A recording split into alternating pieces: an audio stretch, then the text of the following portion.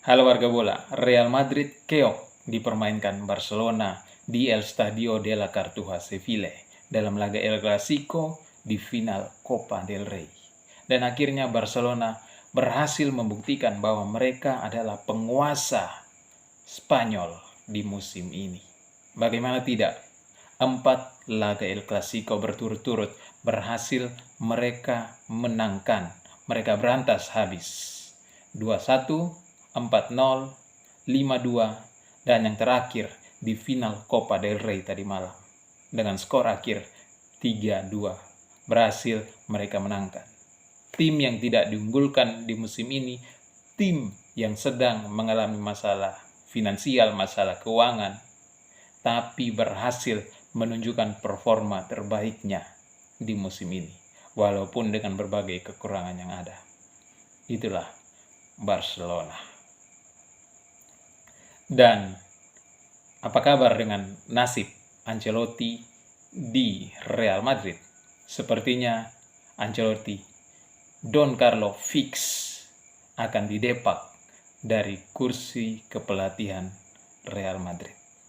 Dan Barcelona adalah tim yang satu-satunya masih mempunyai harapan di musim ini untuk mendapatkan treble winner setelah mereka berhasil mengoleksi piala Copa del Rey tadi malam.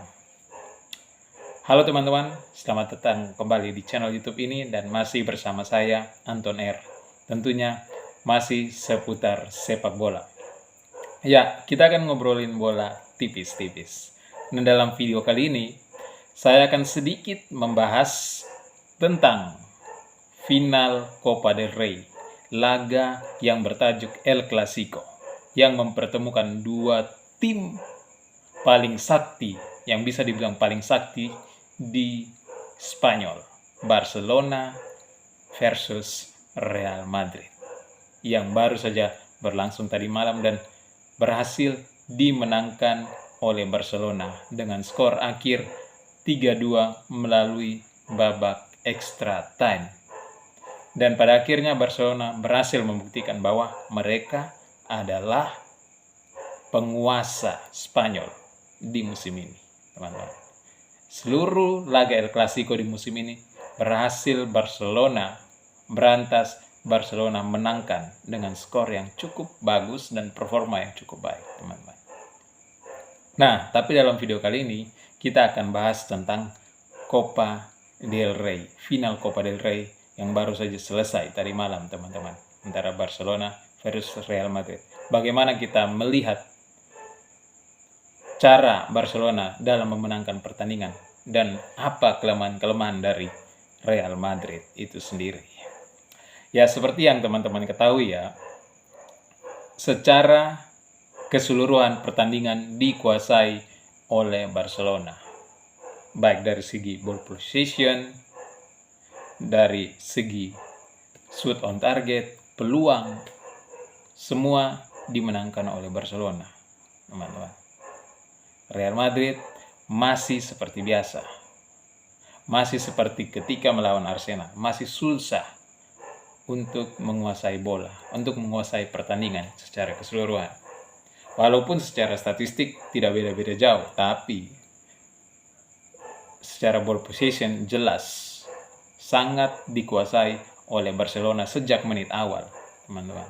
Sejak menit awal Barcelona menguasai seluruh pertandingan dengan cara bermain agresif, cara bermain koordinasi tim yang cukup bagus. Itulah Barcelona dengan menunjukkan performa terbaiknya dalam final Copa del Rey kali ini, teman-teman. Padahal mereka tidak diperkuat seperti Lewandowski, ada kipernya Ter Stegen, dan satu pemain lagi. Tidak diperkuat, tapi berhasil menunjukkan performa terbaiknya. Terutama Lamine Yamal. 2 asisnya berbuah gol. 1 dicetak oleh Pedri pada menit ke-28 dan asis yang kedua dicetak oleh Ferran Torres pada menit ke-84 dan ditutup oleh pemain belakang. Gol pemain belakang yaitu Konde pada babak extra time menit ke-116 ya. Gitu teman-teman. Sempat hampir dimenangkan oleh Real Madrid ketika menit ke-70 Kylian Mbappe membuat gol melalui tendang bebas, dan menit ke-73 kalau tidak salah ada Tchouaméni yang memanfaatkan tendangan pojok dan berhasil menyundul bola masuk ke gawang dari Szczęsny, mantan dari kiper Arsenal dan Juventus, teman-teman. Namun sayangnya keunggulan itu hanya bertahan sebentar, teman-teman. Bertahan sebentar, dan Ferran Torres berhasil menyeimbangkan kedudukan menjadi 2-2 pada menit ke-84. Dan Ferran Torres adalah man of the match kali ini. Saya berpikir bahwa Lamine Yamal yang bisa menjadi man of the match kali ini karena 2 asisnya tadi, dan selain itu juga performanya cukup bagus kali ini. Bukan cukup bagus lagi, sangat-sangat bagus kali ini, teman-teman. Sangat-sangat bagus performa Lamine Yamal. Tapi sayangnya dia tidak bisa mendapatkan man of the match kali ini. Entah kenapa dikasih kepada Ferran Torres. Memang penampilan Ferran Torres juga sangat bagus.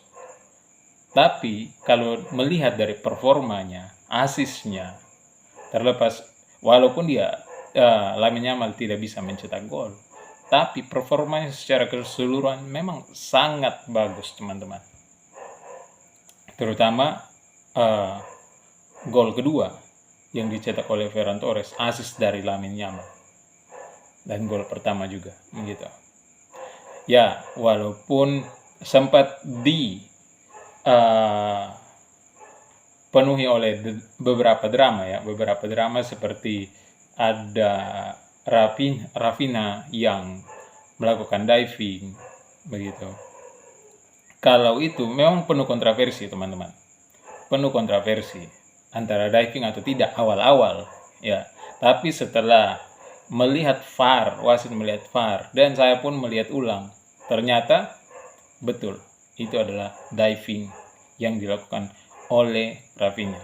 Boleh dikatakan bahwa itu adalah sebuah perfect diving yang dilakukan oleh Rafinha, dan hampir tidak ketahuan jika wasit tidak melihat ulang VAR gitu. Tapi kalau mau dibilang penalti, ada kejadian yang sebelum Rafinha yang bisa dikatakan penalti, entah Araujo mungkin ya, yang disenggol kakinya sedikit di kotak penalti Real Madrid. Mungkin itu yang bisa dikatakan penalti. Tapi sayangnya wasit tidak memberikan penalti itu. Nah, setelah itu baru ada pelanggaran ada diving yang dilakukan oleh Rafinha.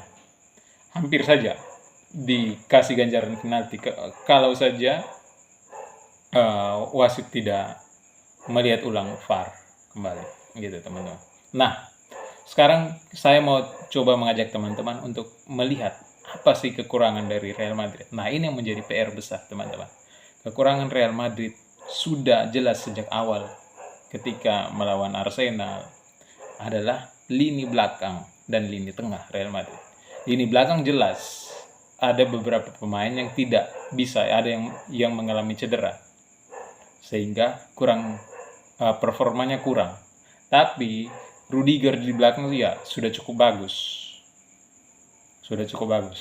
Barcelona juga lini belakangnya memang kurang bagus, tapi semangat juangnya memang, sehingga semua pemain belakang Barcelona kali ini on fire. Beda dengan Real Madrid yang sejak lawan Arsenal, lini belakang Real Madrid selalu mudah untuk dijebol, mudah untuk dibobol, mudah untuk dilewati. Termasuk lini tengahnya Real Madrid juga yang masih kewalahan. Nah, ini PR besar untuk kedepannya buat Real Madrid sendiri. Dan katanya sih Xabi Alonso yang akan menjadi kandidat kuat untuk menjadi pelatih Real Madrid di musim depan, gitu. Nah, ini akan menjadi PR besar buat pelatih berikutnya. Bagaimana membenahi lini tengah Real Madrid yang selalu kewalahan. Modric ya kita sudah tahu, Modric terlalu tua. Selain itu stamina juga sudah menurun, performanya juga sudah pasti menurun karena faktor U tadi. Harusnya Real Madrid bisa mencari penggantinya, begitu ya. Camavinga juga masih belum bisa. Di Bellingham cukup bagus, tapi harus ada lini tengah yang tipenya seperti Modric, begitu. Sehingga bisa memperkuat lini tengah dari Real Madrid, tidak mudah ditembusi dan bisa juga mengatur pola serangan dari Real Madrid itu sendiri. Itu. Bukan saya bilang Modric bermain jelek, tidak. Modric hanya tidak bisa menyaingi pemain-pemain muda dari lini tengah Barcelona. Itu saja. Karena lini tengah Barcelona yang diisi oleh pemain-pemain muda memang gacor sih. Semalam itu tidak ada obat lah. Lamine Yamal memang ya penampilannya itu boleh dibilang, kalau kita di NTT bilang itu penampilan Yamal itu kamomos gitu, kotor, messy. But as long as he play well, ya it's okay lah ya, no matter dengan penampilannya. Selama dia bermain bagus ya it's okay, begitu. Oke. Sempat diwarnai juga oleh protes keras dari Rudiger. Rudiger mendapat kartu merah. Vazquez juga. Ada 3 pemain Real Madrid mendapat kartu merah di akhir pertandingan, termasuk Bellingham, gitu, karena memprotes terlalu keras kepada wasit, sehingga harus diganjar dengan kartu merah, begitu teman-teman. Kayaknya akan untuk Rudiger sendiri ya bisa mendapat hukuman yang berat karena dia sempat melempar wasit dengan air minum, air mineral, gitu. Saya rasa Rudiger ya bisa diberi hukuman yang atau tindakan tegas oleh Federasi Sepak Bola Spanyol, begitu teman-teman. Nah itu tadi ya, kelemahan dari Real Madrid. Kembali lagi, kelemahan dari Real Madrid itu, Real Madrid masih sangat kurang untuk bisa bersaing di lini tengah ketika melawan Barcelona, dan lini belakangnya sudah sejak awal, bahkan ketika melawan Arsenal, Mallorca, Celta Vigo, Arsenal ya, sejak melawan Arsenal, Real Madrid lini belakangnya rapuh, sangat-sangat rapuh. Dan ini menjadi PR tersendiri buat pelatih Real Madrid berikutnya. Nah, apa ada keunggulan dari Barcelona sendiri? Gini teman-teman, Barcelona adalah tim yang tidak diunggulkan di musim ini. Tim yang masih mengalami masalah finansial, masalah keuangan di klubnya, sehingga tidak diunggulkan bahkan untuk bisa memenangkan Liga Spanyol pun tidak diunggulkan. Tapi memang Barcelona ini musim ini adalah sebuah keajaiban buat Barcelona. Mereka mempunyai pemain-pemain muda yang bagus, yang mental juaranya tinggi, yang selalu berpenampilan, performanya selalu overperforma gitu. Orang bilang ya OP selalu OP di mereka. Lamine Yamal, Rafinha, Ferran Torres yang baru saja masuk karena Lewandowski cedera. Baru saja ya beberapa pertandingan dia sering dimainkan karena Lewandowski itu kurang, masih mengalami cedera otot katanya. Tapi bisa menunjukkan performa terbaik mereka gitu. Termasuk lini belakang Barcelona. Lini belakang Barcelona dalam pertandingan kali ini termasuk Konde, Cubarsí, Martinez, G. Martin sangat bagus teman-teman. Sangat on fire kali ini.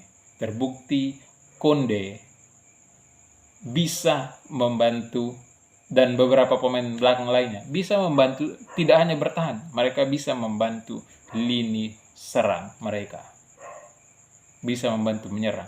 Termasuk ada Araujo yang masuk di sebagai pemain pengganti, itu juga bisa membantu serangan. Ini hebatnya dari Barcelona, semua lini on fire, semua lini perform dalam pertandingan kali ini. Bahkan hampir di setiap pertandingan mereka selalu menunjukkan performa terbaik mereka. Padahal tidak diunggulkan, termasuk Dani Olmo juga. Dalam pertandingan kali ini sangat bagus. Jadi overall Barca memang layak untuk menjadi juara dalam final Copa del Rey kali ini, termasuk menjadi pemenang dalam El Clasico. Dan itu terbukti, teman-teman. Jadi wajar-wajar saja ya, gitu. Nah, dan memang Real Madrid pun memang wajar untuk menerima kekalahan kali ini. Sempat mereka bangkit di menit ke-70 tapi tidak mampu. Dan itulah hasil dari final Copa del Rey kali ini. Oke, saya rasa itu saja pembahasan kita dalam video kali ini. Dan sampai ketemu di video selanjutnya. Oke, warga bola, ingat kita berkomentar hanya sebagai penonton bola, kita bukan pandit bola. Oke, selamat menjadi penonton bola. Bye.